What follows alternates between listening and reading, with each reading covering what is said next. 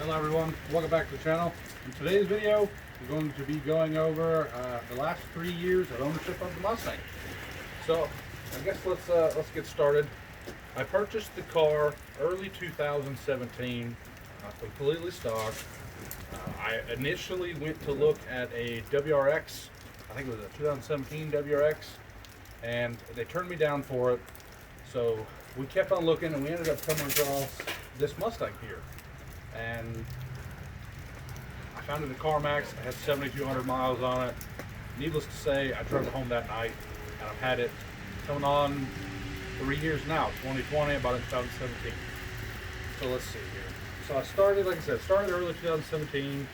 I had the car completely stock.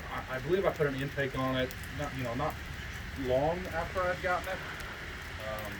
Drove on it with the intake and pretty much stock everything else. So drove on it for, I don't know, 15,000 miles or so, and decided to put in to get a SCT tuner for it. And because I knew that I wanted to put an exhaust on it, I wanted to see what features that the tuner had, just in case of I had some special function for a certain header brand or intake, or in case I might need it later. It's always a good thing to have, just even to check the OBD2 if you get check engine light or whatever. So bought the intake, bought the tuner. That was 2017, and then July of 2018 I decided to put the exhaust on it, which I've went over that in a couple of other videos. It's a BBK long tube headers, 3-inch full straight pipe. It's pretty loud. I'm sure everyone who's actually seen my videos knows that it's pretty ridiculous. So 2018, I drove it for a good little while.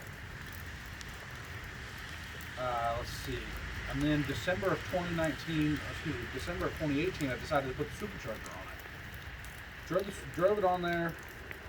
I put the supercharger on here in the shop. I was having some kind of a weird issue with the car. I couldn't really figure it out. So I decided to contact Pro Dyno in Rock Hill, South Carolina, and they tuned the car for me. I have a video on that one as well. And that was February of 2019. So I had the car supercharged for just a couple of months. I got it dynoed. It pulled like 650 to the tire, or 650 to the wheel horsepower. And it was great. The car was driving good, the tune was good. A couple months later, May of 2019, I decided to show my butt and do a burnout and for one of my buddies and park the clutch completely out. To pretty much, I couldn't move the car. Luckily, I wasn't very far away from home in Mexico. I was where I did it, but it didn't take very long to get there. And made it home. The car sat from May all the way to the end of October, and I had a event again at Pro Dyno November 2nd of 2019 that we decided we wanted to go to. So I put the clutch on and everything here in the shop.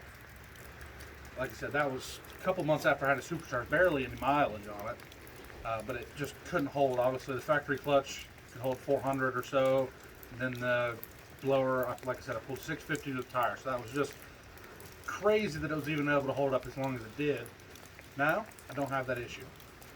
So let's see, that was the end of 2019 that I went back to Pro Dyno and I put the new clutch in, and it actually pulled 675 instead of the 650, which is good 25 horsepower jump, good in my books, and didn't change anything. It was just the clutch was grabbing a little harder. That's all I've done to the car in the last 3 years. The car's got right at 40,000 miles, still the stock suspension. I've changed a few things underneath the hood. I've went over that in a couple of other videos. I'll have links for it down in the description. I have plenty of things that I'm going to be doing in this car here soon. If you guys have any interest in that, make sure you like and subscribe to my videos, and you definitely won't have any regrets looking and seeing what's coming up next. That's pretty much going to be it for today's video. I hope you all like, subscribe. Have a great day. Stay tuned.